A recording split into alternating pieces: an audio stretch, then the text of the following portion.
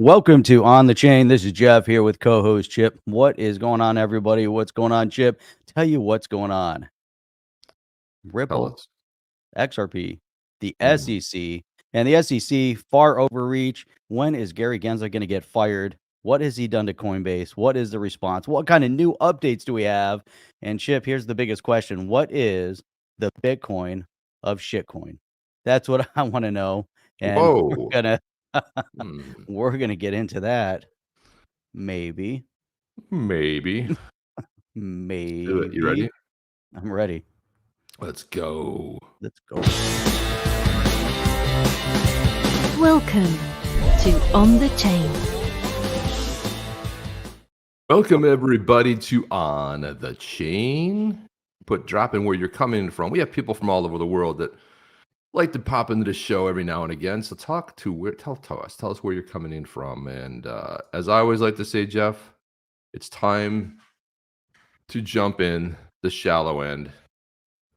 Dive in for maximum impact. And I saw a statement on, every once in a while, when you're trolling around X, there's so much good stuff shared, so much weird stuff, so much troll stuff. And X, formerly known as Twitter. We get in the habit of calling it X. So on X, we saw, this was right here, Jeff. This statement right here pretty much sums it all. It might be the tweet of the year. But this one was by John Deaton. And it goes like this: the only thing the SEC protects people from is wealth. Man, that is like spot on right there. And it almost seems, what do you think about that statement right there? It's so spot on. I mean, it's interesting too, because if you think about the government infrastructure, you have the SEC, you have a guy that's already worth, I don't know, 100, 150 million, whatever Gary Gensler's worth, from his previous career path. But now he wants to stop other people from getting wealthy, while at the same time while they attack individuals for trying to sell an unregistered security, or trying to trade if you don't have authorization to trade in pre-sale because you don't have enough valuation in your own portfolio, and then they protect Congress and let those guys want to do whatever they want, all sorts of backroom deals, insider trading, as they enrich themselves. So John Deaton's statement, 100% spot on, protecting the people from wealth. That's it. That's their Pretty number much one it. objective, apparently. I don't even know what their objective is. After that Coinbase hearing, honestly, they've gone so far off the rails. And this is what happens when you have government overreach. You try to justify. And it's like, if you tell the lie enough times, you just like lose track of where you are. And this is the problem with over-regulating and with the government and everything that we have come to know about the SEC. But I posed this question. I saw, something interesting.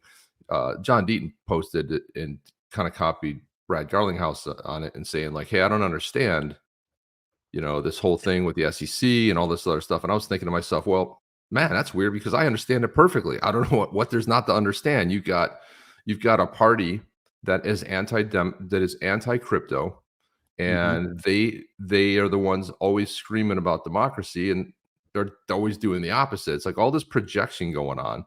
But it's not hard to understand. I mean, let's face it. Was Gary Gensler anti-crypto when he was at MIT, Jeff? He was. He definitely was anti-crypto. Hey, look at this dedication right there, Chip. J-Fid. You wild animals are up all night partying, then come straight in for an OTC podcast. Us wild animals. Yeah, we're partying all night long, and then all night long, Jeff. That's it. All night long. Then all straight night to the podcast. Long. Yeah, all night, pretty much. Kind of I how it thought works. J-Fid was saying he was up all night long. No, he was talking about us party animals, Jeff. You wild animals. He was talking about us wild animals, Jeff, right here. That's right. That's what he was pretty much referencing.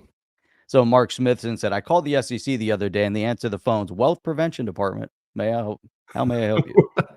Wealth Prevention Department.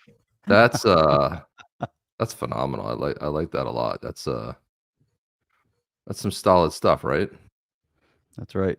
And Steve Walker watching Arsenal play Crystal Palace 2-0. How can they be playing like shite if they're up 2-0? How's that possible? No, That does happen because sometimes. the Sometimes you analysis get a is even lucky worse. goal here and there.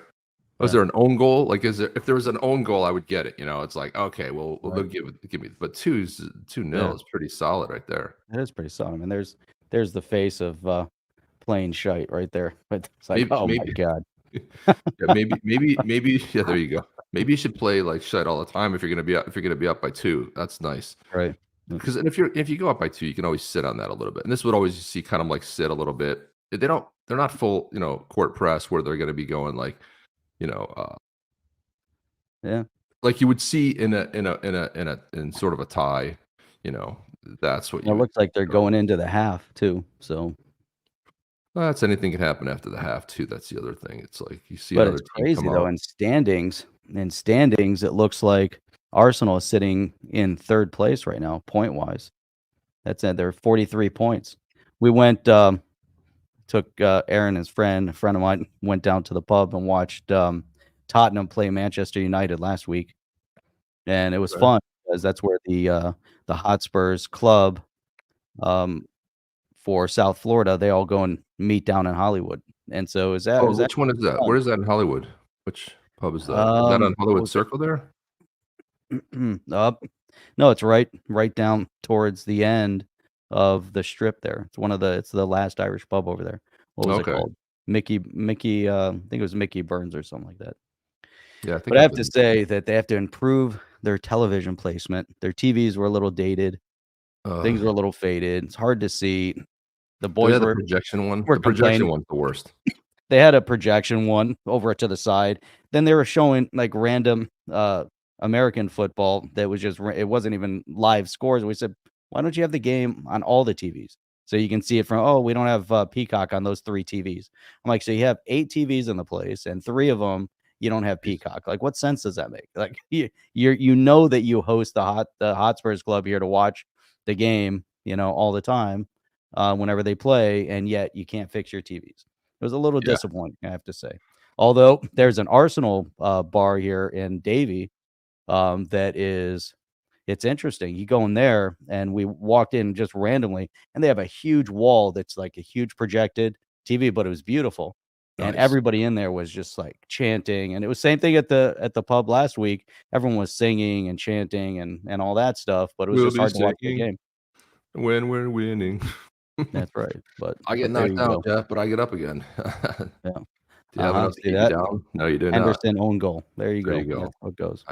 There it is. See, I was like, there you got it. Oh, That's look where at you can this. see. Look at JFit up all Oh, night with our newborn. well, congratulations on the Congratulations. newborn. My gosh, that's Yeah. something. We have a new puppy, and that's a lot, Jeff. That's a lot. Forgot how much work puppies were, but thank God my wife is really Yeah. carrying that burden Hmm. of that. But yeah, there you Down go. to zero There zero dogs. you go. I have 0 dogs in the house. It's nice. It's quiet.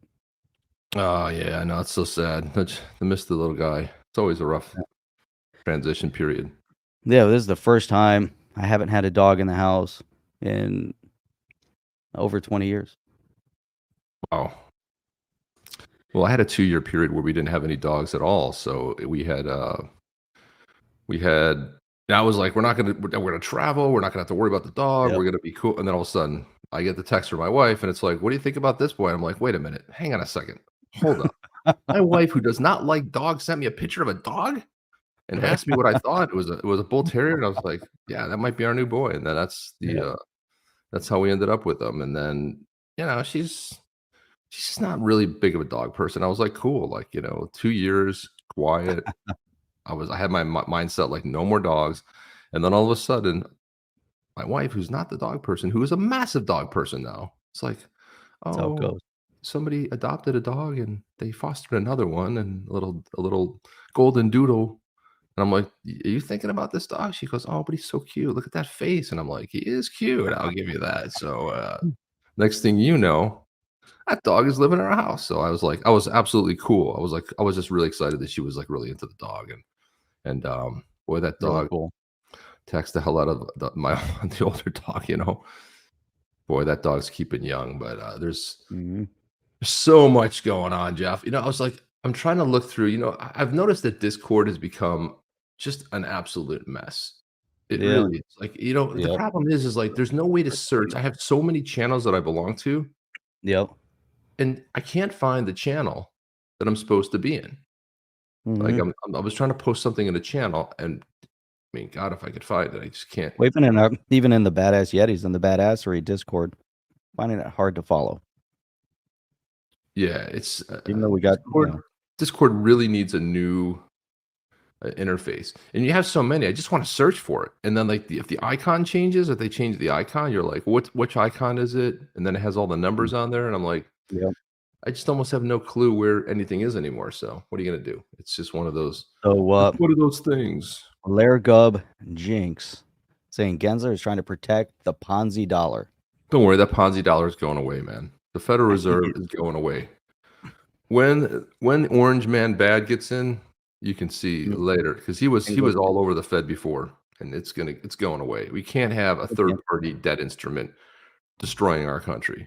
I mean, you can name it clever things like the Federal Reserve. It's not federal. It's no reserve. It's garbage, and it's run by a bunch of lunatics. And it's time to rein that in and back, put that to bed. it's backed up by his other agencies like the SEC. He was hanging out with Johnny Walker all night. Mark Smithson was. How was Johnny? What Johnny? What Johnny Blue? What kind of Johnny were we talking about here? Let's talk about this. What kind of Johnny are we talking about here? I don't even know what kind of Johnny we're talking about. So we'll talk about the Coinbase one in a little bit. We'll get through some things, but some big things are happening in SCOTUS, better known as the Supreme Court of the United States. Jeff, what happened? I'm pixelating. You're not even pixelating. You're. I don't know what happened to you. It's like it elevated me out of the chair. It's so weird. You're cut up in pieces. That's really weird. I see your nose up. I see your nose at the top of the frame there. What the hell is going on? During this interlude right here, I will. Yeah, there you go. Fix the camera.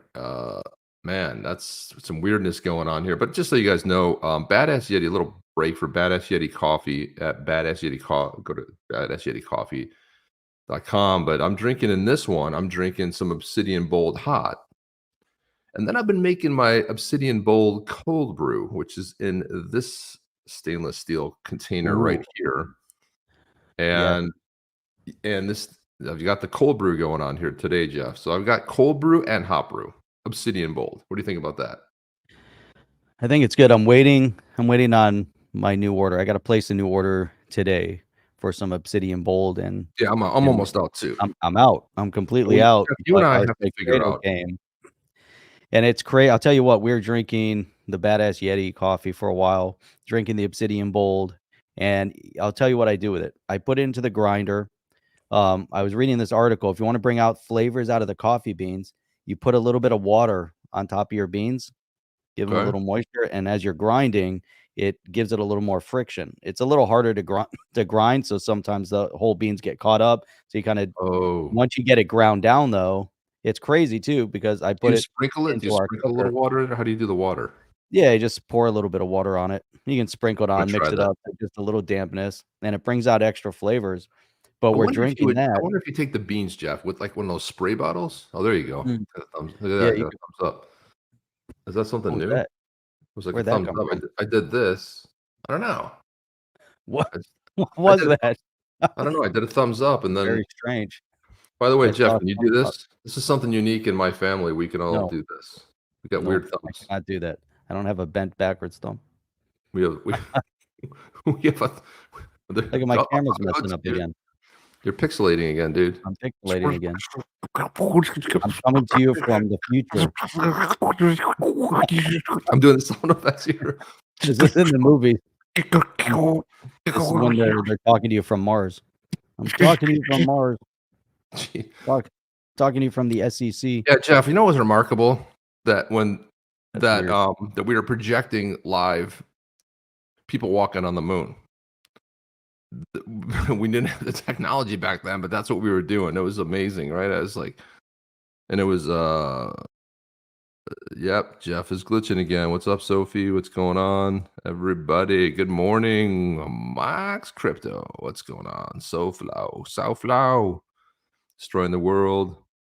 Federal Express initial federal delivery service. They're federal. They're federal. There you go. It's Federal a Express. Federal FedEx. Express. No one ever calls it Federal Express anymore. They call it FedEx. FedEx, and it's got that arrow FedEx. in the logo. So this came out this week. Jimmy Filan, Jimmy. which I had the pleasure of hanging out with, he and his wife, and what a just upstanding, amazing humans they are, I gotta say. Just really great people. And he put this out here, but this is the Ripple filed its response opposing the SEC's motion to compel here. And there was some commentary on it. This is Cowboy Crypto pulled this piece out. He said the SEC is not entitled to receive a response to this interrogatory for its simple reason that it's already exceeded the 25 interrogatory limit. Its sole argument against that limit is that Ripple deviate from the court's expert discovery orders when serving the supplemental Bracco report during the remedies phase, CMTC at 5. That is false. The SEC gave prior consent to Ripple serving an updated report, and the court approved it. So it's just like calling it. You got to call this stuff out here. And then Jeremy Hogan weighed on this. He said, to be honest, this relatively minor discovery dispute is not all that legally interesting. But I took the opportunity to revisit the SEC's grand press release from 2020 that it had sued Ripple at all.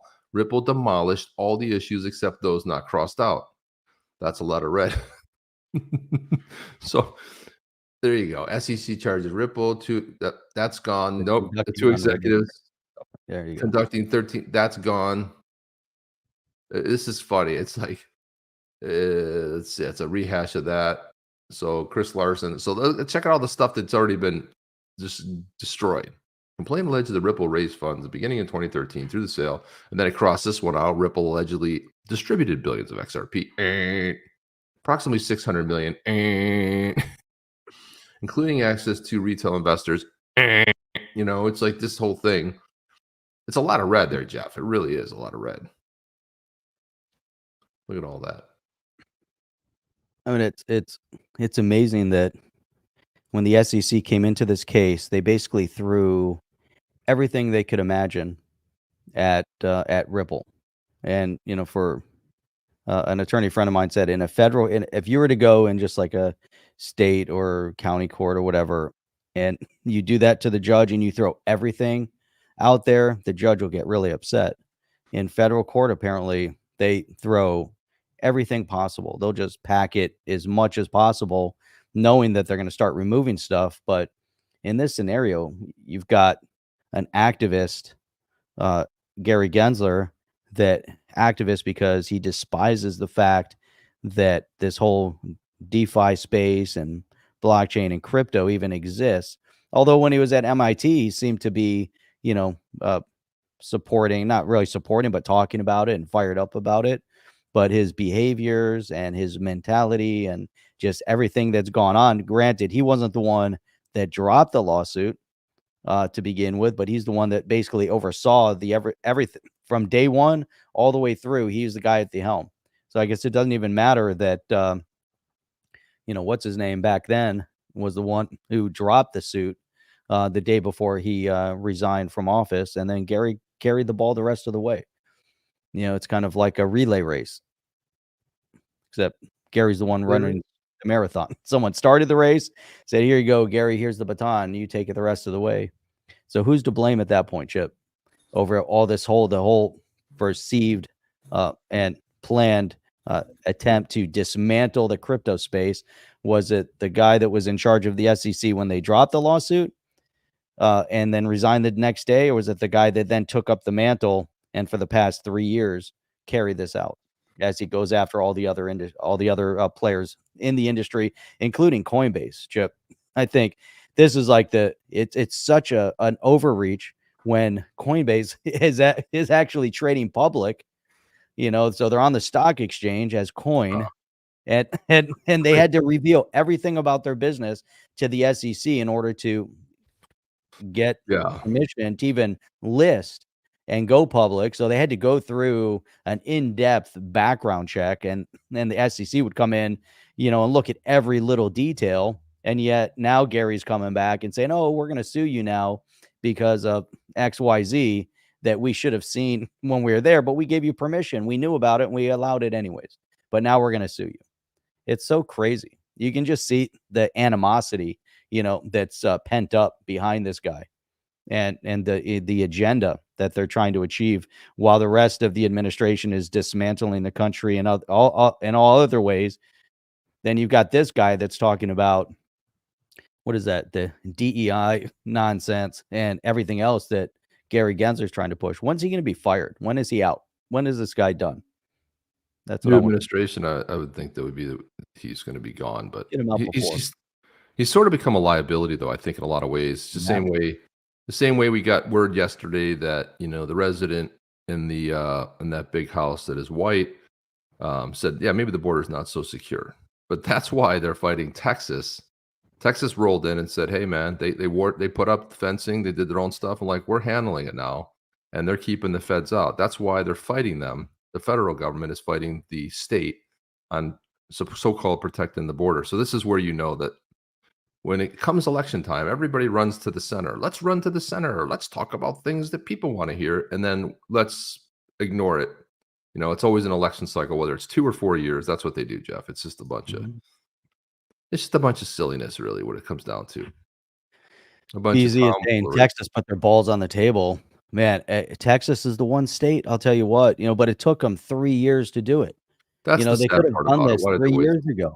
3 Right. years ago. Protect our damn border. If the But federal government's not gonna do it, you only need a year. You don't need 3 years. But to that defense, I do think that I really don't think people thought it was a problem. And what shined the big light on it was cities like Chicago and New York. All of a sudden are like, hey, we've got an idea. Right. Send them to other cities. No, that's not the idea. The idea is close it down, right? I mean, that was like shut it down. But it's like that's what shined the light, because as they were dispersing all over the country, nobody cares if it ends up, in a red state. But when it ends up in a blue state, that's a big problem. They should be sending them to California, but California is pretty vast. But if they went to LA, Chicago's pretty upset. You got, New York, because what's happening is they're happening to tap into their own budgets, $2-3 billion over years, and that's what's becoming a problem.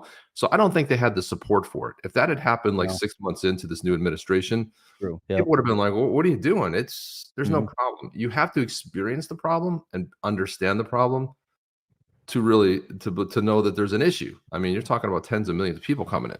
Like that one day they had 300,000, just one day.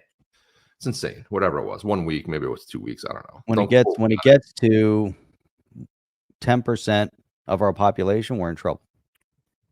When Well, it's beyond 10% 10% of the of the population. population of this country are here illegally, the whole thing is upside down. It's going to impact everybody in their pocketbooks financially, safety, security.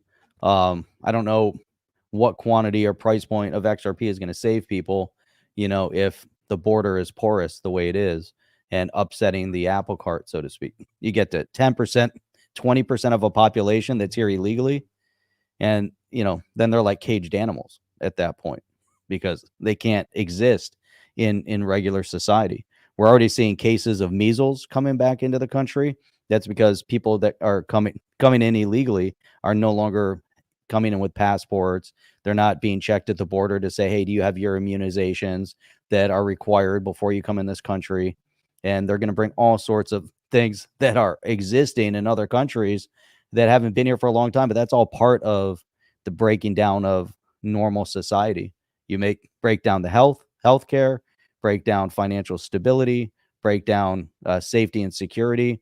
And this is everything that's going on here. If you look at countries like in Venezuela and beyond, and when you look at the defragmentation of society, this is exactly how they did it. They attack your pocketbook, and they attack safety and security. When it's not safe, and when you don't have the confidence or or security to walk out your front door, knowing that there's a high probability that you could be kidnapped, that you could be assaulted, that you can't go to an ATM without being robbed, you can't wear nice watches or jewelry or whatever it might be, you have a problem in society. And so how at what point does the cryptocurrency space and additional wealth help individuals when society is breaking down? However, we're seeing countries like El Salvador that are taking a very direct approach now against crime and they're saying, hey, we're not going to put up with the crime in the streets, and here's what we're going to do. And they're taking a very hard hand against criminal activity in El Salvador while they're instituting Bitcoin as a valid currency. And now we're seeing the exact same thing with Argentina. So it's interesting. Well, it's interesting, and now when I look at El Salvador, I just saw it was rated as the second safest country to live in because they locked up all the criminals. I mean, built a giant jail and threw them all in there, and it was on the bottom of the list. It wasn't the last country, but it was on the bottom of the list. So I think when you see that, and Javier Milei from Argentina, I think he's going to do a lot of the same. And I got into a dispute with a buddy of mine. He was saying it was a bad move for them not to go BRICS, and I'm like, it was a brilliant move. He said then he'll become a U.S. puppet because if they dollarize, and I said, well, dollarizing is the best way, even though it's a deflationary or an inflationary currency. It doesn't necessarily mean that when you have 200% plus inflation, it'll at least stabilize it for a bit, and it'll probably only be until they can roll out something new, or at least stabilize the country, or back a new currency with precious metals, gold, something along those lines, some kind of assets that would make its entry into the system a little bit more palatable versus what they have now. So I do think it's a good move. A lot of it remains to be seen. There's a lot of good talk, but let's see what actually happens. But when Javier Milei went over, and maybe we'll show some of this this week, somebody did a great thing. Somebody took his speech to the WEF, and they translated it with AI, and they matched his lips movement, so it matched his voice, his accent, and it's him speaking in English. You don't see it because it was hard for me to hear the in the background, and then I was like, dude, this is driving me crazy. Just turn that off and let's hear the English version. But somebody took AI and they did the whole entire speech, and it is. Did you find the link on that? Do you have it? I can get it. Really cool. Yeah, I can probably get a little bit. I'll show a little bit of it, but that'd be really great because we played Wednesday night. We played about a minute of his speech with a person translating, and he's talking about the threat to the Western world. And here's another country in Argentina where they're going to begin adopting cryptocurrency as a valid currency in their country because they're looking to liberate themselves from all the handcuffs that are placed on them by organizations like members of BRICS, like the WEF, like even the US to an extent. They have to get to a point where they are independent. The idea that they want to use the US dollar, peg to the US dollar makes sense. It's the most stable currency in the world. It's currently recognized as the reserve currency. To get Argentina back on track, like you were saying, and get it away from their massive inflation and start to regulate, and you have to get everything into check, everything into control. When we have El Salvador and now Argentina kind of moving in a proper direction, they're looking for solutions, unlike these other countries like Colombia and Brazil and Chile that have decided to go fascist left and do the exact opposite of what's good for their people. They're following the trend of the U.S. government, I guess. That's also gone fascist left, and which is not good for the people. But it's good to see people, Argentina, the Netherlands, Italy. We start looking around the world, and people are waking up to the crimes that have been committed against their people. And now it's time for them to pick themselves up by their own bootstraps and stop relying on other countries and external forces and figure out what's going to be good for your own people. That's Javier Milei. And that's huge. The fact that they can implement and bring in cryptocurrency, Bitcoin, and hopefully you will see other assets that will enter into their economy. And maybe we'll start seeing utility of an XRP or, and there's a whole host of good currency that they can start utilizing and maybe have a basket of currencies, precious metals, cryptocurrencies, everything. Start bolstering the treasury of Argentina on things that bring in massive value. And that's what El Salvador has: Bitcoin in their treasury, showing a net gain in their treasury. Not as much as Michael Saylor has. over at MicroStrategy, but they're on the right track. I mean, it's really, really amazing to see what they can do when they have a proper treasury. So it looks like you got this pulled up. This will be good. I got this pulled up. So look, watch his lips and watch his. It's his voice with an accent, right? He doesn't speak any English. He speaks a very little bit of English. And they used two AIs. They used something called HeyGen for the lips part, and then they used something we use too with our YETIS thing. They used 11. What's it called? 11. I can't remember the name of it, but something 11. And here we go, right here. Let's listen to this. This is phenomenal. Hopefully. Good afternoon. Thank you very much. Today, I am present to inform you that the Western world is facing a significant threat. It is in danger because those who are supposed to defend the values of the Western world are co-opted by a worldview that inevitably leads to socialism and consequently to poverty and economic deprivation. Unfortunately, in recent decades, motivated by some well-intentioned desires to help others and others by the desire to belong to a privileged caste, the main leaders of the Western world have abandoned the model of freedom for different versions of what we call collectivism. We are here to tell you that collectivist experiments are never the solution to the problems that afflict the citizens of the world, but rather they are their cause. Trust me, there is no one better than us Argentines to provide testimony on these two issues. When we embraced freedom in 1860, in 35 years, we became the world's first dominant power.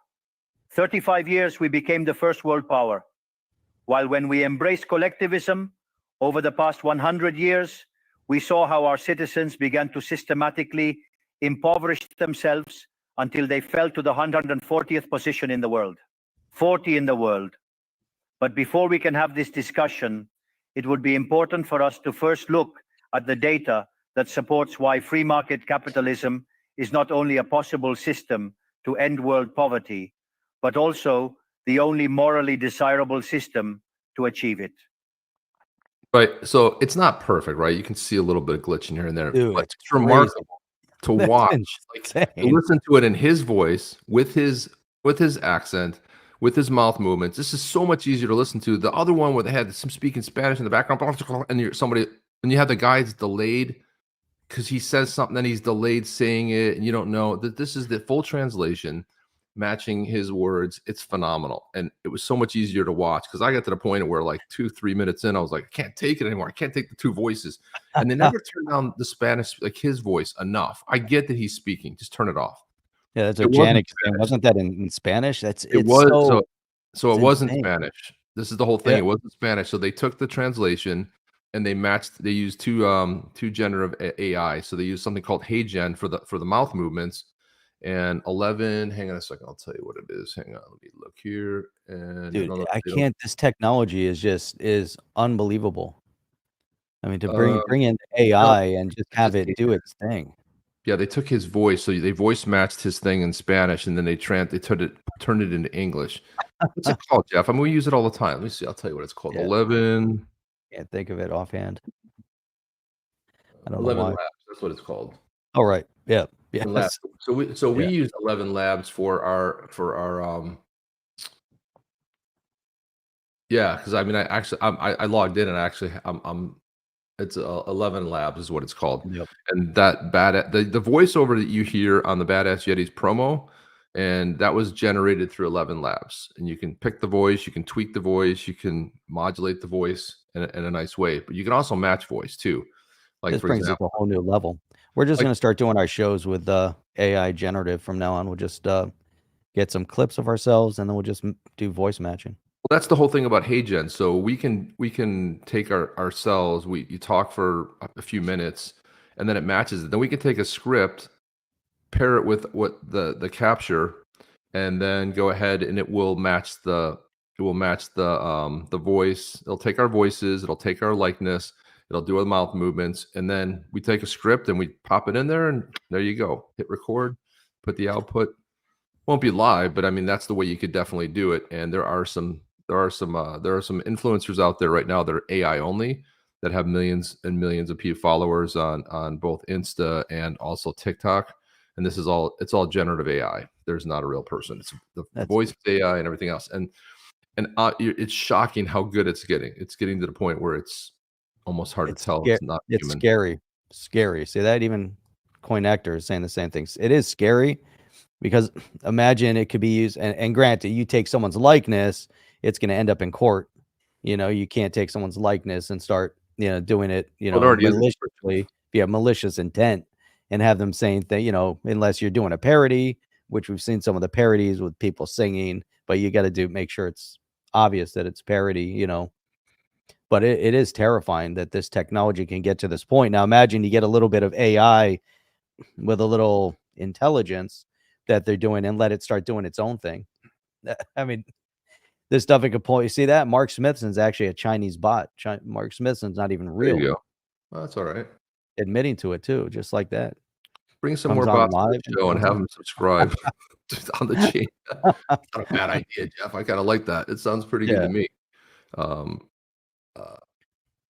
So Congress has taken this up because they're mad, especially Ron DeSantis, who they let me see if I can find it. Flip here. I'm just looking for it. But there was one of Ron DeSantis where he was saying that I'm abandoning my campaign and all this other stuff. They have every politician saying it, but I also think that's somewhat parody as well. I mean, nobody listens says it's real. They just have to admit that it's parody, instead of trying to push some false narratives. But again, if they take someone's likeness and push false narratives, then they're going to be subject to who knows what kind of lawsuit. Well, don't forget, you had a conservative guy go to prison because he tweeted out in the 2016 election that conservatives, Republicans vote on Tuesday and Democrats vote on Wednesday. It was obviously a joke. Okay, it was a meme, but he's in prison for this. Okay, but you had the Democrats do it in the next cycle in 2020. Nothing happened to him. You had some really big influences out there that are names that did the same thing. It's a joke, obviously. If you're that stupid, sorry, nothing's going to help you. Darwin Awards all over are going to be in your trophy case. I mean, that's how it's going to work, quite honestly. There's a lot of stupid people out there, unfortunately. But you're right. That things like that just kind of go beyond the pale. Yeah, it's just like obvious. Here's another one too. King Christopher's talking about, and this comes up all the time. I'm not seeing them as much as we did before, but the Brad Garlinghouse scams. And then if you'll see it like a YouTube with Brad Garlinghouse, and you open it up, and it's pre-recorded from like a year or 2 years ago, and it's crazy. That YouTube allows this stuff. There you go. See, JMZ's saying same thing. The Brad all the time. We've constantly seen those pop up, and you can't tell me that they can't figure those things out and take them down as soon as it goes up to know that it's fake. They can take down real content, but they can't take down the fake content. Right. But this is why I say that might be a bot here. Big G corporation, Google, rhymes with Oogle, doesn't have, I don't care what they're doing with Bard, but it's complete shite. You know why? Because they can't even figure out the same. They've been doing this scam on YouTube for like the 4 years we've been on it broadcasting. Somebody puts a thing on there. You're never going to believe this, but I walked with Mr. So-and-so, and he's the most amazing human being. They're all the same. There's not even any deviation from it. And then somebody else chimes in, and you got 15 responses on there. But their AI that they claim is like, their large language model, it's so amazing. They can't train it on the scam stuff so they can detect scams. They can't do that. They can't detect that there is no Brad Garlinghouse. There's no crypto drop and everything else. It's not coming from the source. It's been complained upon. Garlinghouse has been, complaining since the beginning of time on this. So how good is their AI? It's not that good. I wouldn't trust any AI. Quite honestly, it's they can't even detect simple things on their own websites, and you're glitching all over the place today. I know. So Lidge over on Rumble is saying, I don't want AI. I'd rather the real YouTube.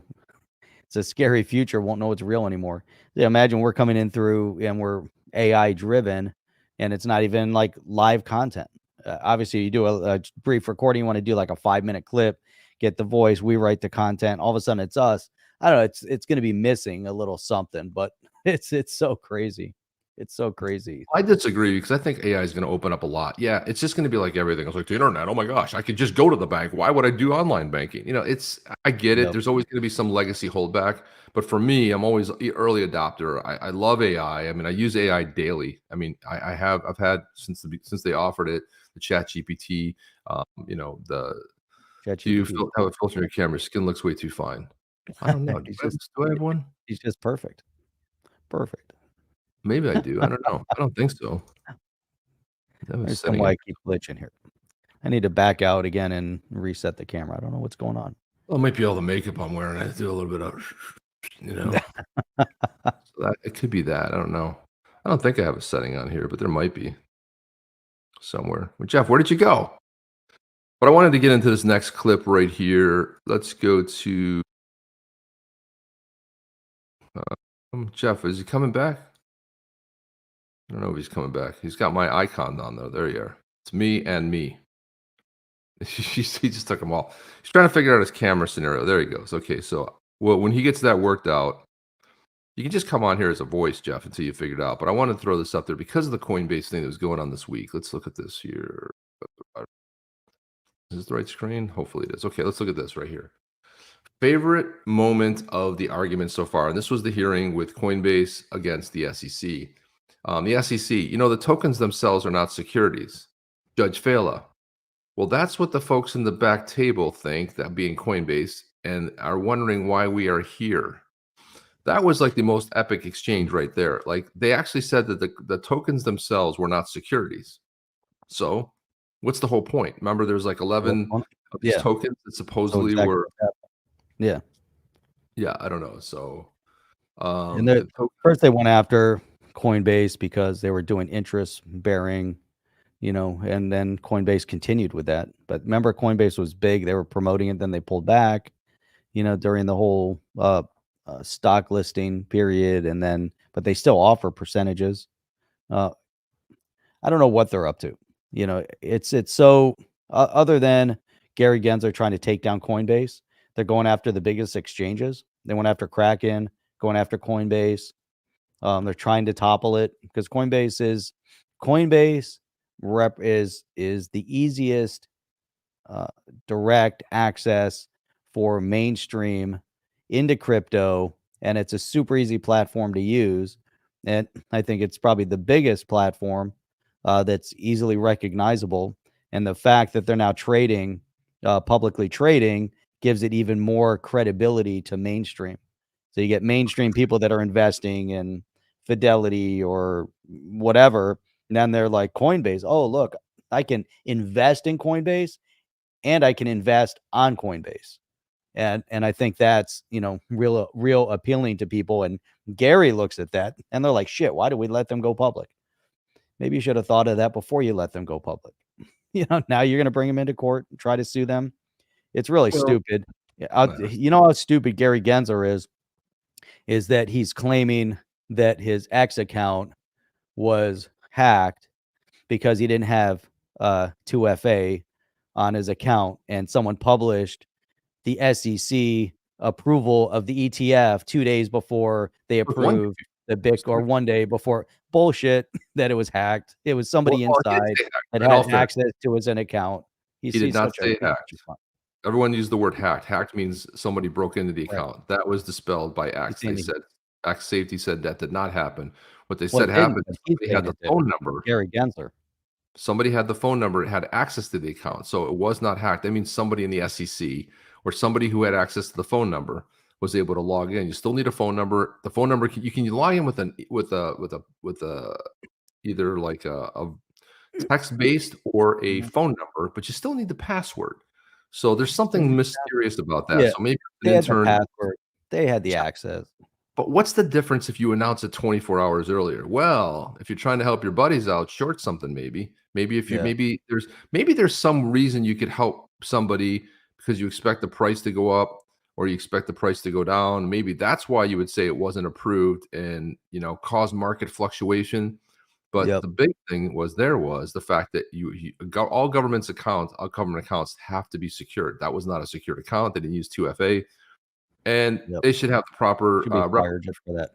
Fire Fire that douchebag. But I think what they probably did, and he was probably behind it. Now he's trying to cover up because he's an idiot, by doing this. True. And he's the one who said you have to secure all your accounts with 2FA. He was a big proponent of that. Remember Doesn't that? have 2FA on this account supposedly, but I think what probably happened is they scheduled the tweet to go out and they scheduled it on the wrong day. Just fess up to your mistake and stop making up excuses and stories. But the left always loves to make up excuses and stories, and they want to blame other people. And this is like perfect, right, in their rule book, in their playbook, that they're going to point fingers and blame other people. Oh no, somebody hacked it. No, what you did, Gary, was you scheduled it on the wrong day. Nobody else had access. You scheduled it. You picked the date. The tweet went out too early. You meant to put it out the next day. You did it, picked the wrong date on the calendar. That's what happened. Just admit to it. Why can't he just fess up? Just admit, hey, I made a mistake. Sorry, guys. I picked the wrong date. Even if you made but the instead, mistake, he was like, what's that? and you knew, but even if you made the mistake, you let it ride, and you just say like, Yeah.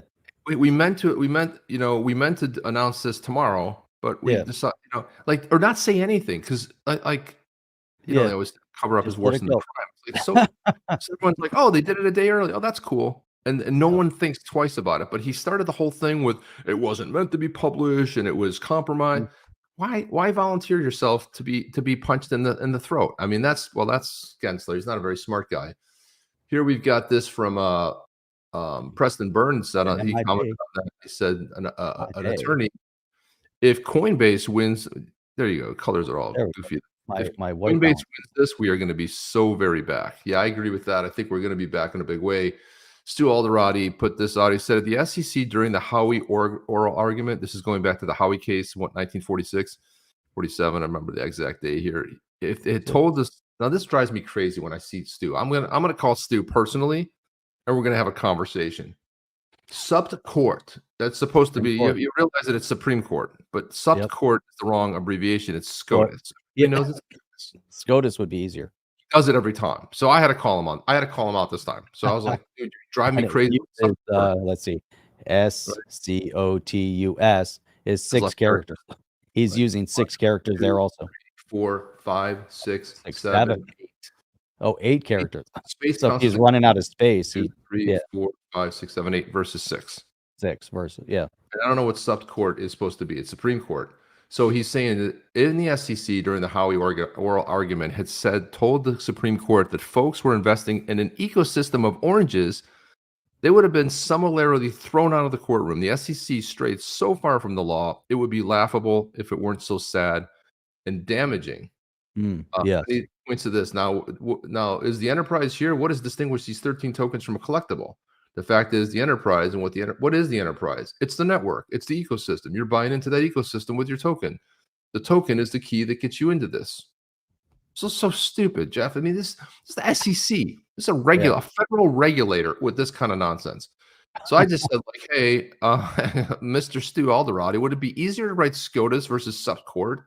Subcourt always trips me up, right? Yeah. Carl Ciceri, who we had on here, who represented Rosalind Layton that was very successful because it actually came out. But Carl said it's SCOTUS.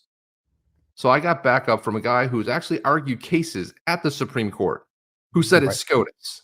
Thank you, Carl Ciceri. I appreciate that, man. I mean, I was so happy to know that it is SCOTUS. Just write SCOTUS. Everybody knows what SCOTUS means. So anyway, Jeff. And it's 6 characters. So if you're short on characters and you're trying to figure out where to cut. And if you capitalize, everyone sees SCOTUS. I mean, there's a SCOTUS blog. I mean, it's everywhere, right? Yeah. John Deaton commented on this, and he said, we know the same argument equally applies to buying Bitcoin. Guess what the SEC lawyer said about buying Bitcoin and why it's not a security? He said Bitcoin because it doesn't have a network. What the hell's wrong with these people? SEC enforcement lawyers are not that stupid. They just lack integrity. It's as if they lack a faithful allegiance to the law. And you remember the judge called them out on that? Yep. Judge said they lack a faithful allegiance to the law. This is where we are. This is the ecosystem we're living in, Jeff. This kind of nonsensical stuff. They'll get, you know what? Not only do you have to gut all the 3-letter agencies, you have to get rid of all the regulators and start over. Just gut them all. You got to start from Yeah. scratch. The SEC gone. That's exactly right. Just delete it. It's gone It's because they're so it's good, like right? they're cancerous. They're They so filled with cancer that you have to take you just you know, if you're gonna you just have to go with the gut. So when you take out cancer, you're gonna take out healthy tissue with it. So you just got to grab it. You just got to take it out and you got to start over. You do have to start it. There's going to be some collateral damage when you take it out, and there'll be some good things that come out with it when you tear it down. But you have to do that because there's so much poison and cancer that's intertwined into it, you know. And if you have the cancer, there's all these little tentacles kind of going into the muscle tissue, and you got to take it out somehow. You know, how are you going to do that? You got to take out the whole thing, remove it. Jim D says, silence, you hucksters, fraudsters, scam artists. Pay no attention to the man behind the curtain. That's right. Insert Wizard of Oz Gensler image here. I think that would be a fantastic tweet, and I'll have to tag you on that, Jim D. I like was your that. idea, and I'll have to do an AI version of Gensler as the wizard behind the curtain. That's a very But good one.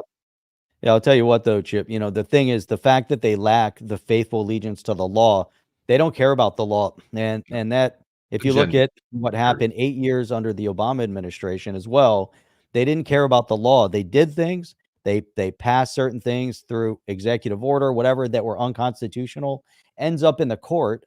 And they said, we'll do it until they bring a case against it and the court decides otherwise.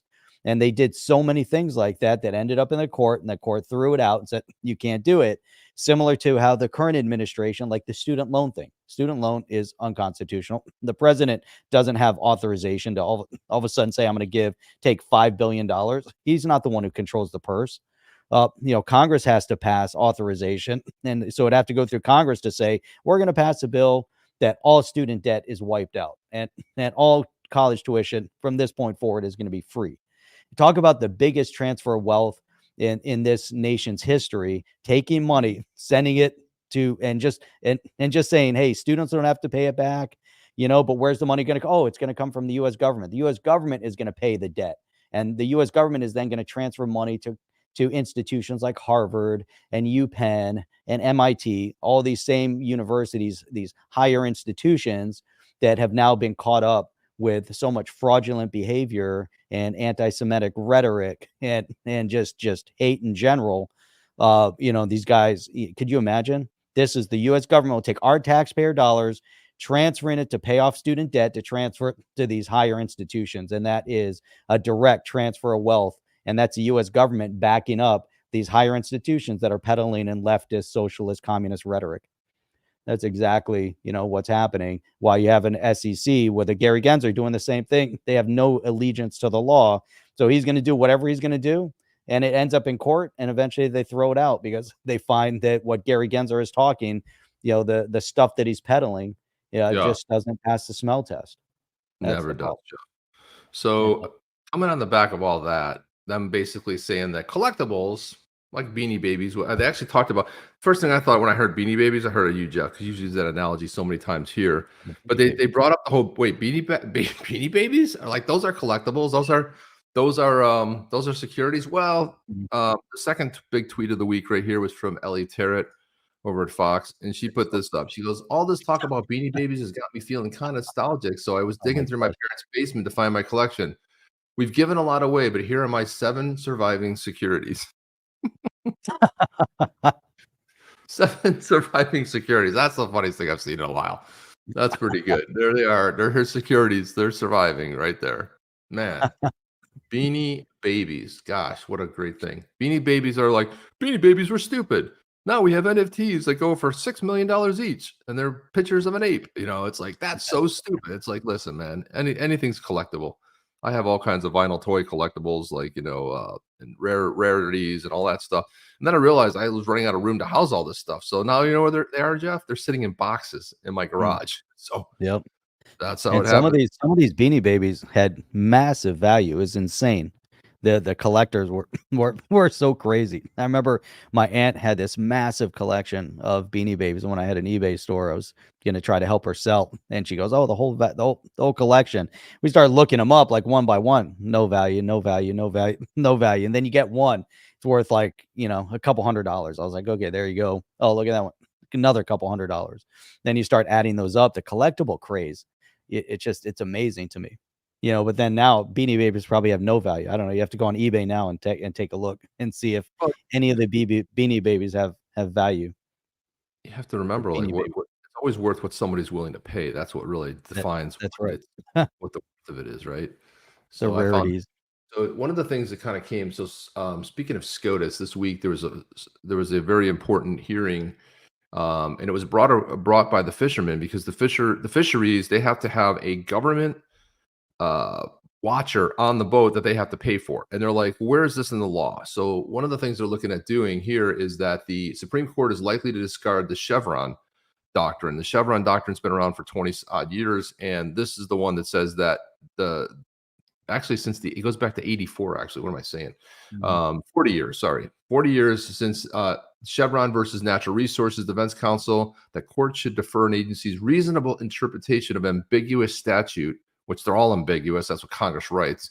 After more than 3.5 hours of oral arguments on Wednesday, it seemed unlikely that the rule outlined in that case, known as the Chevron Doctrine, will survive in its current form. A majority of the justices seemed ready to jettison the doctrine. Of course, it was the conservatives that were saying, let's get rid of this. And why this is big news and why this affects crypto is because of what Gary Gensler is doing. Gary Gensler is trying to make the Howey fit every possible new thing. And this is one of the things that Judge Fela talked about. Judge Fela, if you listen to that hearing, is probably one of the most knowledgeable human beings on crypto. Nailed him on everything. Understands crypto probably better than most people who own crypto. I was really impressed with her knowledge, and that she was just fair on both sides. She asked pressing questions to Coinbase. She asked it of the Supreme Court. I mean, to the SEC. And I'm like, so when this gets over here, the court's ruling could have ripple effects across federal government, where agencies frequently use highly trained experts to interpret Gary Gensler's of the world federal laws. And although the doctrine was relatively non-controversial when it was first introduced in 1984, in recent years, conservatives, including some members of the Supreme Court, have called for it to be overruled. And the plea to overturn Chevron Doctrine came to the court in two cases challenging the rule issued by the National Marine Fisheries Service that requires a hearing industry to bear the cost of government observers on fishing boats, that work for the government, applying Chevron. Both the U.S. Court of Appeals and the District of Columbia Circuit and the U.S. Court of Appeals for the First Circuit upheld the rule, finding it to be reasonable interpretation. So this whole thing, Jeff, is going to have wide-reaching, beautiful thing, because it's what's written. It's not like, well, what they meant there was, and then they expound on that. And of course, we saw that ruling almost July will be coming up on 2 years, where they tried to interpret like climate change and all this other garbage that wasn't there. It wasn't written. So this is going to clash heavily. And I think, Jeff, what we're going to find is that this Chevron rule is going to be overturned, because I wanted to get more into it of what some of the judges said, but just understand that the liberal judges were like, because remember, who's arguing the case? It's the Biden administration attorneys arguing for the Chevron Doctrine, and you have the other side, these fisheries, and being knocked down. It's like, well, where does it say that you have to have a government observer on a boat? Where does it say that we got to bear the cost of that? Right. It doesn't say it. So, like, interpreting is the problem. Yeah, and this is the problem across the board, how they attempt to misinterpret law that's on the books, right? So the Second Amendment, perfect example, shall not be infringed, right? Your right to bear arms shall not be infringed. It's very straightforward. It doesn't say the right to bear arms, but in cases of if the state of California doesn't think that it's appropriate, and you have to limit the number of magazines that you can have, or how many rounds can fit. No, it doesn't say that. It just says shall not be infringed, meaning I have a right, you can't infringe it. That's the end of it. If I buy it and you're now limiting what I can do, you're infringing on my right. And it's a similar case with that, where I own a fishery, I have a boat, I'm going out, now you're infringing on my right as a citizen to own a business, to go out and do my business, and you're going to tell me you need a government observer on the boat? But they're going to say, yes, we want to. Why do they want the government as observers on the boat? other than what are they trying to accomplish other than limiting your business and destroying the ecosystem of what? Food. They want to dismantle the ready access to available, clean, healthy food in this country. And they're doing that on every level. That's what the DEI is all about. Yeah, I mean, it's crazy. It's great. It's absurd. So if you have any of these leftists that watch our show that say, I support everything that they're doing.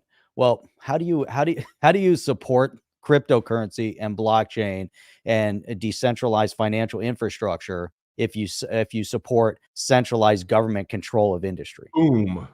The two they don't mesh. It's exact conflict. It doesn't make sense. You want the government to impose their will and infringe on your constitutional rights. You want the government to infringe on your rights as a private citizen, to have private banking, to spend your money where you want it. But yet, if you're going to support the centralized control of infrastructure of all these different elements, that means you're also going to support the infringement of your right to money, and you're going to allow the government to then institute a digital dollar that will then be connected to a social score. That means that the wallets that you use to hold your digital dollars will be controlled by the government, and your spending of your money will be at the whim and will of the government that's now controlling your wallet. It makes no sense. It's so irrational. I don't understand it. I don't understand the irrationality of leftist thought that allows for centralized government control of everything. You need government infrastructure because we don't live in anarchy, and the government needs to maintain roads, needs to maintain security. You spend tax dollars because of police, fire, and infrastructure. It doesn't mean that you're there to control my business at every step. It's bad enough you already have all sorts of other things that might infringe on how you run your business, and different things. But now you want to put so if you put an observer chip on a fish boat, does that mean that tomorrow, if I run a sales call room, I'm going to have a government observer standing inside my call room? Interpret the law that way. Of course you could. You can interpret the law that way.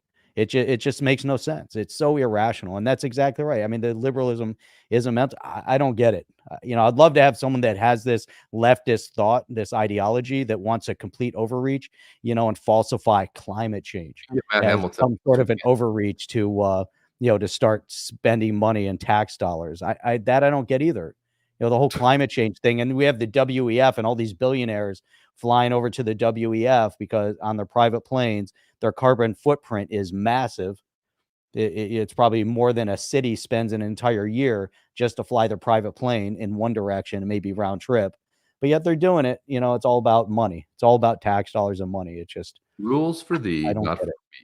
Jeff, I just don't get it. Right, I mean, this is like, I put this in our, so inevitably, if I post something, political, which I've done more of these days since Elon Musk took over, because I'm not going to get deplatformed, but some jackhole will come in and start, saying a bunch of nonsense, blah, blah, blah, blah, just by nonsense. And every once in a while, I'll engage with them, and I was like, realize that it's really tough to engage with a lesser opponent. Look at this, right? This is kind of like the money shot right here. Roman Martinez, representing one group of fishing vessels, told the justices that the Chevron Doctrine undermines the duty of courts to say what the law is and violates the federal law governing administrative agencies, which similarly requires the courts to undertake a fresh review of legal questions. And it's so spot on right there. That's it right there. That's all. That's in this whole thing with the highway test. What happened, what we saw happen in SEC v. Coinbase was absolutely ridiculous, Jeff. I mean, it was a sham, if anything. I mean, man, we're at the point now where up is down, down is up, and it's like, well, I didn't say that. Well, here you are saying that. That wasn't me, Mm-hmm. And what's going to happen when these videos eventually find their way out from the Epstein thing? You're going to see that everyone's going to claim it's a deep fake, but we can still tell if it's a deep fake or not. We still have the technology to tell it. But it's like, oh no, that was AI. So it's like it's almost like AI was created to bail all these nutters out, right? Because like they didn't do it. They're not. And then we have these two-tier justice system. This guy, former president, did everything wrong. But this guy, son of president, what do you mean? When they found cocaine on the gun itself, it's like, when you check that form, it's a felony. And who wanted to pass this legislation? Oh, that's right, the blue team passed the legislation that the very son of president is like not guilty of. If you check that box that you aren't on drugs, you don't take drugs, and you did take drugs, called a felony. So you did illegally, you go to jail, right? Not exactly. If you and I do it, Jeff, that's a whole different story. But if you're one of the elites, then we'll figure out a way to interpret that law too. And that's where we are. We got, we got to the point of where there's a liberal judge, there's a conservative judge. There's a this and there, that's where we are. Liberal justices, conservative. Can you imagine if the majority of the Supreme Court were liberals? We'd be living in clown world right now. I mean, that's how close we are. That's how fine a thread we are to the edge. Clown world. Well, if you watch Congress questioning some of these judicial appointees, and they didn't even know the basic law, and it was Kennedy was really good at questioning them, and he's asking them terminology, asking them parts of the Constitution, different things that relate, and they didn't know, and you could tell that they're there because they're activists. They're not going to be impartial. They're going to take an activist approach to interpreting the law. And I say that, we don't, in this country, we don't have room for those kind of judges. And the one thing that Trump did really well was make sure that we had a lot of conservative judges all over the country. Yet this administration has been peppering these judges that are activists, that are very left leaning. And it's dangerous to that point because of the activism. But here's a comment from Coin Nectar, because he's from Australia, said, who determines the SEC's existence? Excuse my ignorance, because from Australia. And the SEC was originally given its authority by Congress. So Congress writes the law. The SEC then has to abide by any law that they write. But the Congress keeps pushing back to Gary Gensler with crypto and says, hey, write the rules.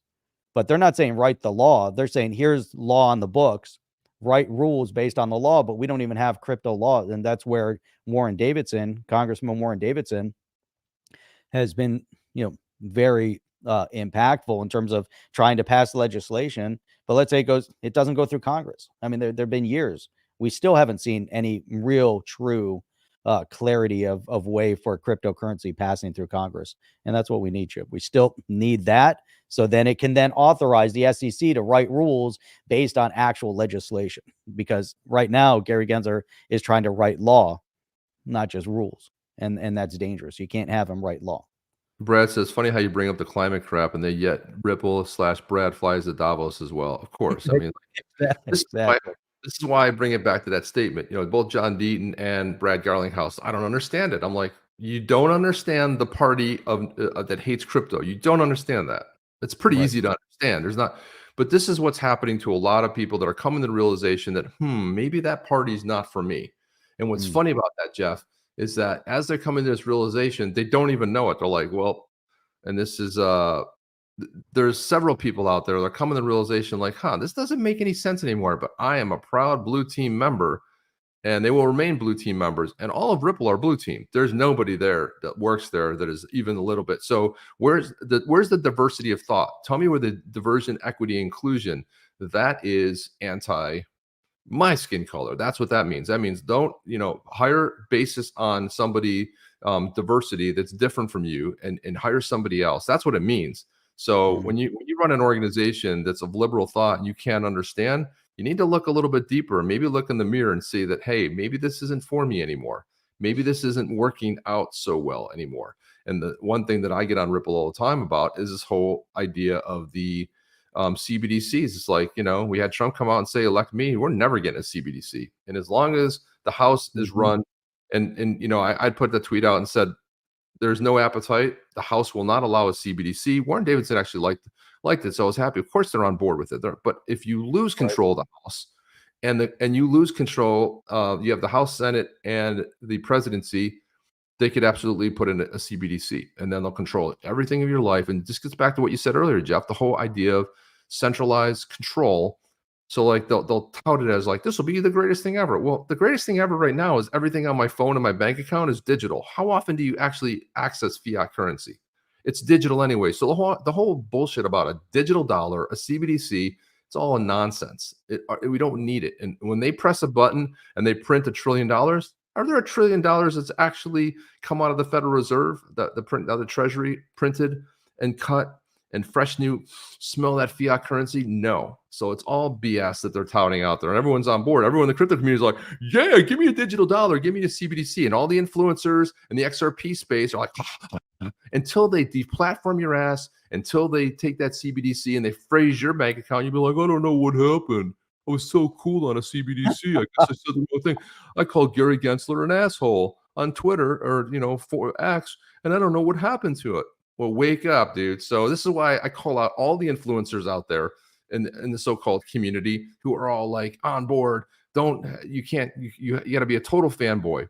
Hey, I'm an Apple fanboy, and I call them out for their stupidity. I don't like Tim Cook. I think he is a giant jackhole. I don't like him. I think he's destroying the company, and he's destroying the legacy of the company. I don't like anything about him. That's why I surmise that Johnny Ive left, the greatest product designer probably in the history, at least one of three.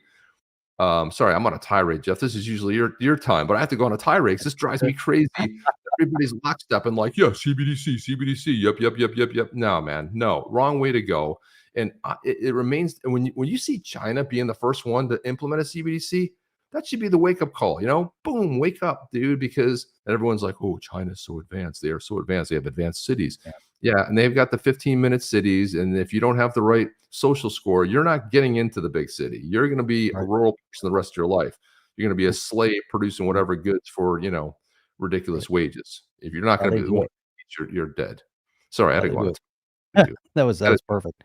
Look at Scotty was saying it's not just the blue team. JB was the one pushing for hardest crack convictions and laws that destroyed the black community nationally, and that was the blue team. But JB is on that team. But to that point, he was pushing for for users. And you go back and look, and you're like, man, some of the things that he said, I don't know how people support that. It's crazy. But here's Alex Yeet is saying Ripple's part of the NWN. What was that?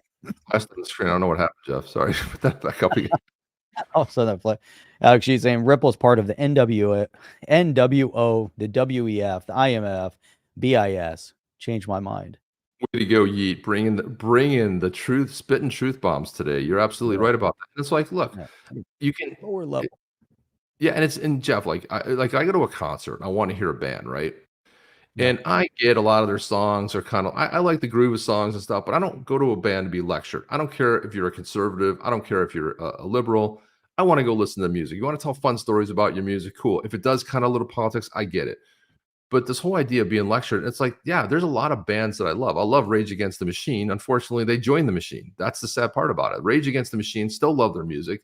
Still crank it in my truck. I loved it. And I know it's a lot of, liberal thought, but they were once raging and now they've joined. And you had Green Day, which had to change their lyrics to be, on board with FJB. And it's like, you guys joined it. You guys were once the rebels and now you've joined it. Okay. You've joined the big machine. And you're part of the problem. So just one last thing, Jeff, right there. That's it right there. Decentralization is freedom.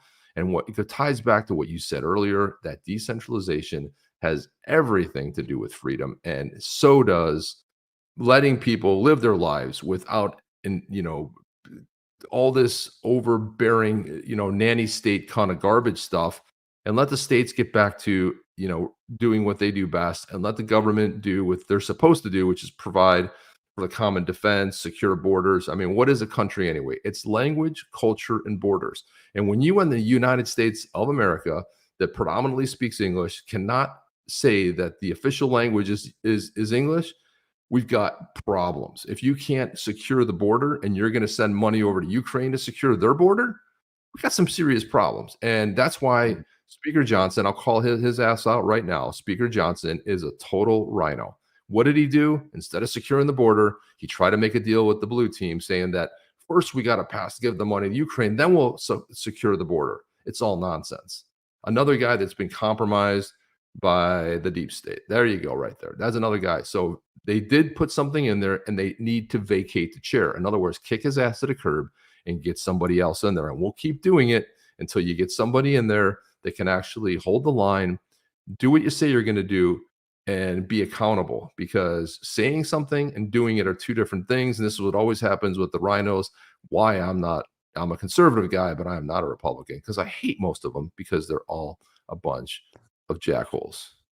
You love Gary. love Good for Gary. you. Which Gary? I mean, any against famous Gary, I would Gary. say. Man, Famous it's hard. Gary. So Wade is saying, isn't creating a Bitcoin ETF the same as minting 3 billion Bitcoin? And it's not, because that ETF still has to be invested in Bitcoin. It's not like Correct. they're just saying they have to have Bitcoin as part of the portfolio. As part of the portfolio, and then you're able to invest in this portfolio that they're creating. And it's what's interesting about the Bitcoin though is that you don't need a whole Bitcoin, any of the crypto. You can get a fraction of it. So in theory, how many Bitcoin are left? I mean, it's not 25. 7, I think. What, like, Right. whatever the total number that's left of Bitcoin, but you can then go into each individual Satoshi, right? And then now all of a sudden you've got tons of Bitcoin. We got Right. fractional Bitcoins. Right, exactly. It's not the same. Alex Sheet says, what if we become super millionaires, but the new world order controls the off ramps and we can't utilize our money as we please? So we just a trap in a cashless society and been rich in just a ledger. Well, I think that the off ramps, the only reason we have off ramps is because fiat is still like the currency, right? Everybody is still, it's still the preferred currency. That's what we spend most. But when everybody accepts crypto, you don't need an off ramp. There's no concept of off ramp. When there's no concept of that in El Salvador. You have Bitcoin. It's currency. It's a designated currency by the government. We have Javier Milei saying the same thing in Argentina, where they're going to declare that Bitcoin is a currency. So if Bitcoin is, and that's the brand name, that means all of crypto is a currency. And then and when more people accept crypto, and then we don't need off ramps. We're not decentralized until someone creates an app that easily trades XRP or crypto. Well, we are, because the built into the XRPL is a DEX, decentralized exchange, and you can use what was formerly known as the Sum wallet. And gosh, if I don't know the name of the new one, it's like I just got used to saying Sum wallet, right? Sum wallet. What is it? I don't know what the hell. What's it called? Zaman? Zamini, Zubidi Zoo. Is it called Hard to Zaman? remember. Yeah, it's too hard to remember. I can't even pull it up on my phone. Yeah, XAMAN. Zaman. So Zaman Zaman's hard to remember. From it, there are off ramps built in. I'm not for the U.S. I think it's for. But anyway, we're getting there. There is a decentralized exchange. You can use decentralized exchanges out there to purchase crypto. That is decentralized. The only exchanges, most exchanges are centralized organizations, but a lot of them are decentralized. Like I said, the native DEX, and that was the first decentralized exchange built in there. So that was one of the first. Shaman. Is it Shaman or Zaman? It's Zaman. Is it a Z? Rhymes with Shaman. Zaman. It's XAMAN. Zaman. Right. Anyway, Jeff, we have this one video. Brad, hey, let me just throw these up and we'll play that video. But here's Brad. Hey guys, how about talking about the ETFs and then add in synthetic shares, since FTX was doing synthetic shares, basically naked shorting to the next level, and talk about all of this digitization and tell me how the entire market and stock market isn't just all this. It's a good observation, man. It's like spot on. Don't worry. The stock market does it, so it's okay. It's cool. But crypto does it. Whoa. The whole thing is a joke. Wow. Stiggy's here. It's been a long time. Has been a while. It's been a few minutes. Let's watch this, and then we're gonna close it out. I know we're almost an hour and a half into this bad boy today, but we had a lot to talk about. I'm going to start doing a 3-hour show. I'm known for saying that Bitcoin's the greatest distraction from one of the greatest disruptions in financial services, which is blockchain. So a lot of people took that as I'm not a believer in Bitcoin. And yet, launching this ETF, you can see, obviously, the demand that's out there for Bitcoin. And I think there's a lot of reasons why that is. I think that, one, from a blockchain standpoint, the ability to pay, Bitcoin's going to be a key component of that. And the technology is going to open up a lot of really interesting types of investment opportunities. We actually launched a tokenized money market fund. We're the first mutual fund first traditional asset manager to actually launch a 40 Act fund on a public blockchain, on the Stellar blockchain. Wow. On the Stellar blockchain right there, Franklin Templeton. Would have liked it better if it was on, you know, the XRPL, but that's okay. It's all the same. But what this tells me is that, these people, the heads of many of these institutions, financial institutions, they're just waiting. They're waiting for some clarity. They're waiting for some regulatory permission to get into the space because they're bound by all sorts of things. It's not like a financial institution. You can just jump into crypto. Then the SEC comes knocking on your door. They want to make sure everything. And so all of a sudden there's a permission. They're like, we're all in. Let's go. Let's go all in.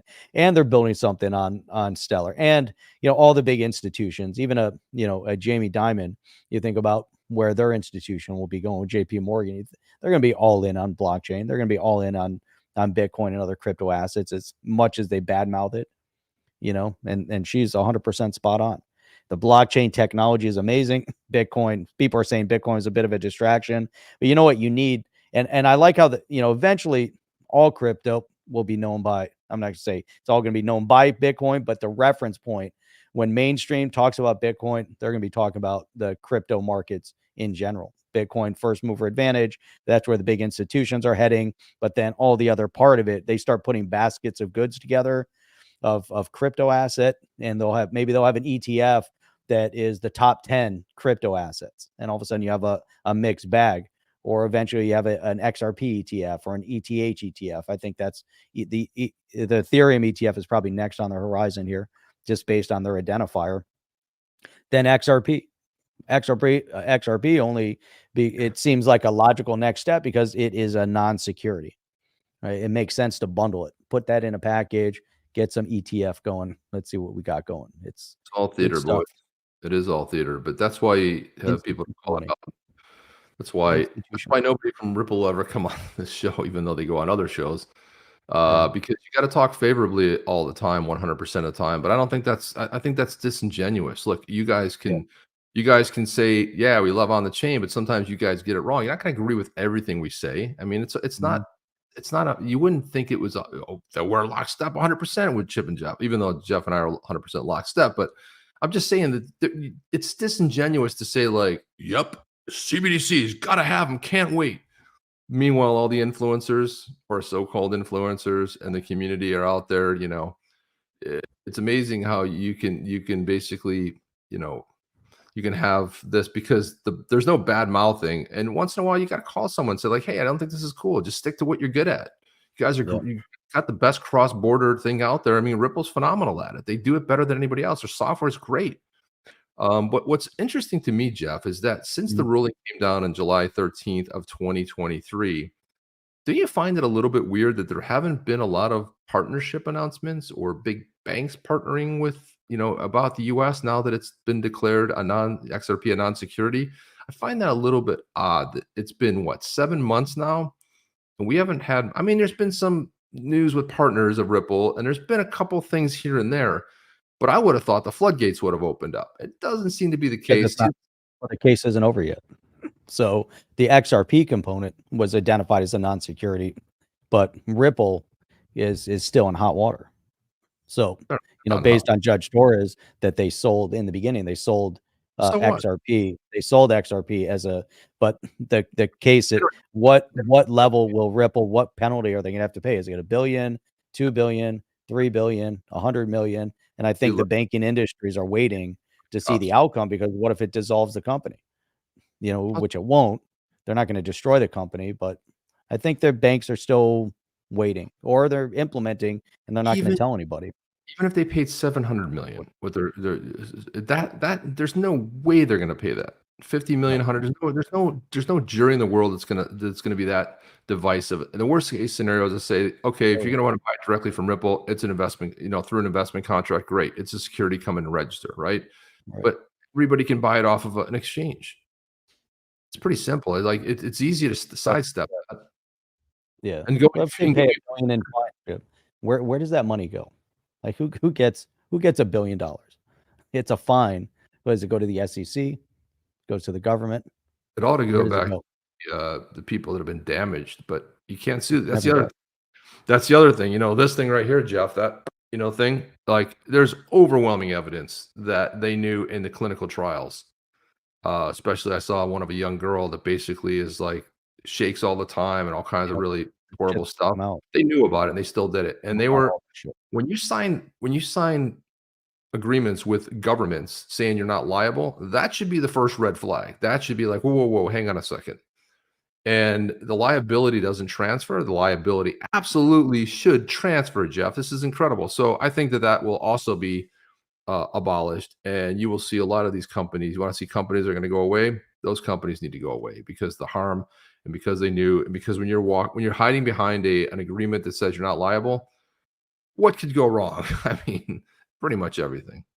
Yeah. So anyway, that's all we have. We clocked in at an hour and 25 today. Oh, look at that question. Do you guys think institutionalized crypto is really good for retail crypto? And I want to put this comment up, Alex Jeet.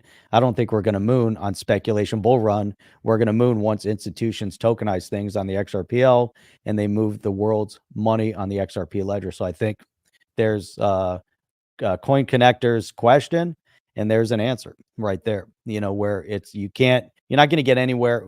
Bitcoin can only get so far on speculative run. It's the big institutions now, the ETFs. It's the full implementation of utility that's going to bring Bitcoin to the 100,000 plus. When that market's moving, the rest of the market's moving. So XRP, can XRP move beyond its $1, $2, $3 all-time high just based on speculation? Maybe. If Bitcoin goes to 100, there's a possibility that XRP is going there. But if you have full institutional use of an asset, then it changes the dynamics of it.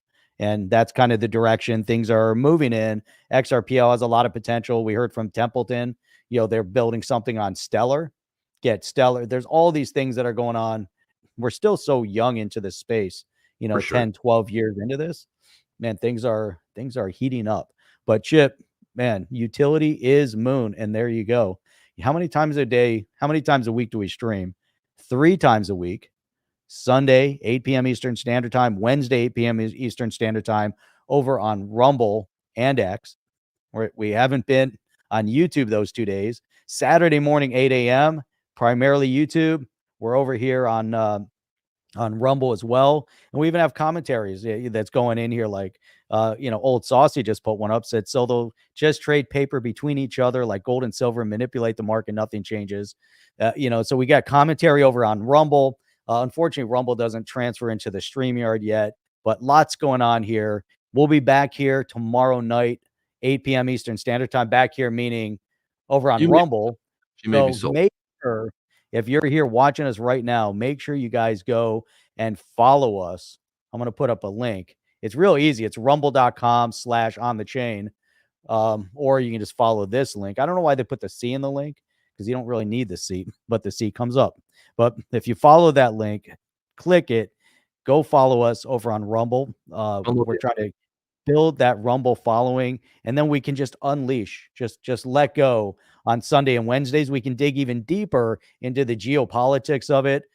We do that over here. We have a chance of being terminated and doing all sorts of things. They regulate our following and all those great things. We were over 26,000 followers at one point. And then all of a sudden things started going in reverse, and it was really bizarre because we were gaining, but every one we gained, we lost. It didn't make any sense. So we made a commitment over there on Rumble. Join us on Rumble. Follow that link.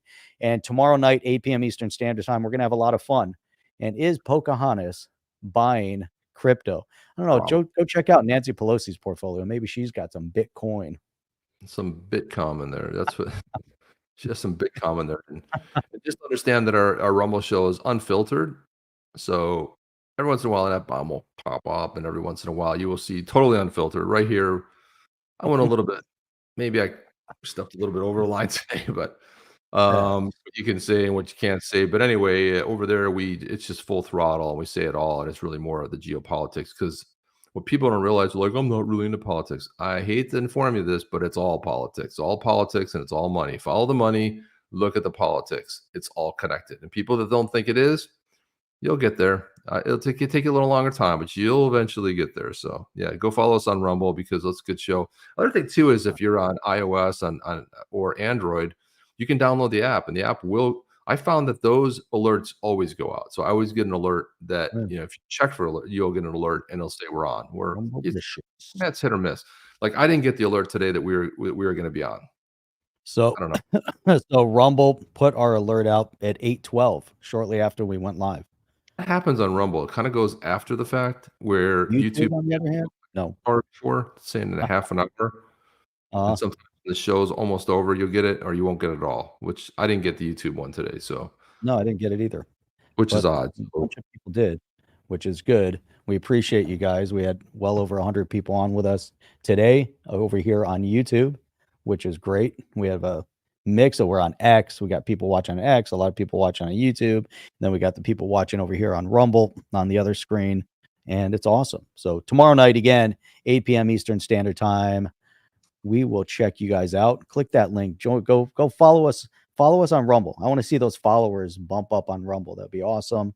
Yeah. We have a good chat tomorrow night. That's all we got, Chip. So That we is got all guys. See you guys on the next one. Chip and Jeff. Oh. Are you down with OTC? Please like, subscribe, and click the bell to be notified when the next video drops.